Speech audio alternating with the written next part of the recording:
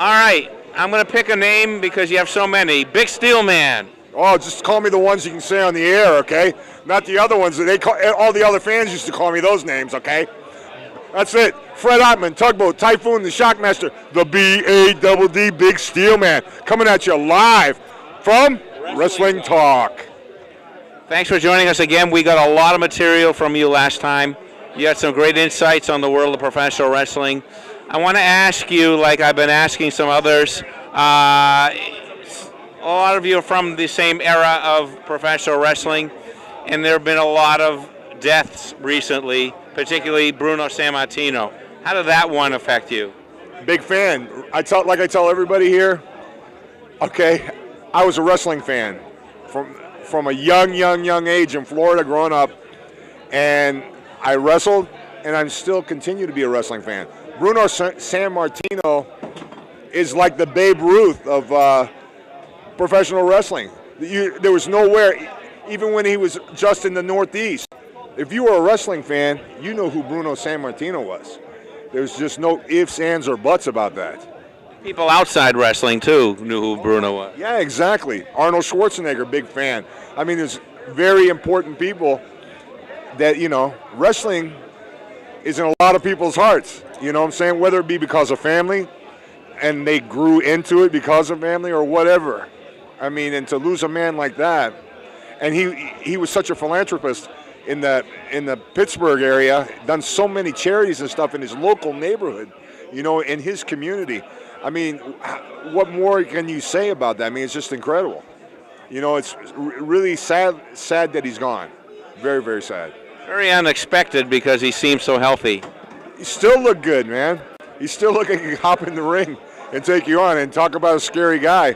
And when he was in his heyday, he was a scary man. Strong, agile, a true wrestling champion. I didn't ask anybody this yet. It just occurs to me now. Were you around when Donald Trump was in the WWE? I wasn't in the company there, though I watched the footage in that, though. He's definitely a team player. I was just wondering what your reaction was when he became president, and not to get political or anything, but if you had worked with him, it would have been a good insight. I think it's great. I think he catches a lot of flack, but it's like water on a duck's behind. It rolls off, and he's a businessman, and our government is what? A big business. So can you be perfect? There's no perfect people, and nobody's ever going to be happy. But for a guy like Donald Trump, that he's an all-around kind of guy. You know what I'm saying? Do you like him? Do you hate him? It's up to the individual. Politics are like religion. I don't talk about it too much. But I got a lot of respect for the guy. I got a lot of respect for the guy. I wanted to ask you now, you're a very, very good speaker. Where did you get your training, or is it natural? You know where I got my training? In the wrestling ring, because I was a recluse. Because I've always been a big guy. Even though I'm small now, I'm only 350. I was over 400 when I was working with Quake. And, people would point now. I was a power lifter. I did a lot of different things. And I'm like, and this business really brought out that inner personality, and the person was like this. I was like a flower blossoming because of this business. I love this business, and it helped me a lot. This business led me into being able to work on a few TV shows. It opened the door to work on a couple of movies. And so that's why. And I have a mom that pushed me to go to school, because even though I was a bad guy, first grade, they put me in the principal's office. Does not play well with others, okay? Does not play well with others. And, I always was class clown. So, but I mean, I always wanted to do my best, and I think the moreover than not, the business itself made me a better, and think about things that I was going to do, say, and try to be more articulate. You ooze positivity. You really do. Now, where do you get your attitude? You know what? I think every day is like a blessing, I'm lucky to have a wonderful wife that's just as nutty and crazy as me, and inappropriate on many days. And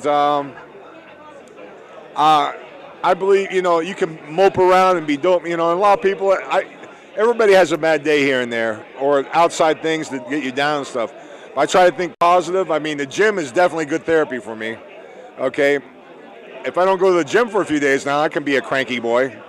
You know, it's as bad as missing a meal. Okay, but for me, that's the main thing. I put stuff on the Facebook and the Instagram every day. I always post pictures of all my friends that I've lost or have been in the business with. I'm always trying to stay around, be upbeat, and be around that. And I come from a good family, and I'm surrounded with a lot of good people, and I think that keeps me going. It keeps me going. I have I got 6 children, I got 10 grandchildren, and I've got 3 great-grandchildren, and I love them. But then their papa here, he's a big kid anyway. I collect toys, all that stuff and everything, and I'm nice enough to have an understanding wife. That's great. That sounds great. Thank you for joining us on this time. Thank you. It was a pleasure talking to you as always. Thank you. Oh, thank you. Join us next time on Wrestling Talk. Thanks for joining us, and stay in the ring.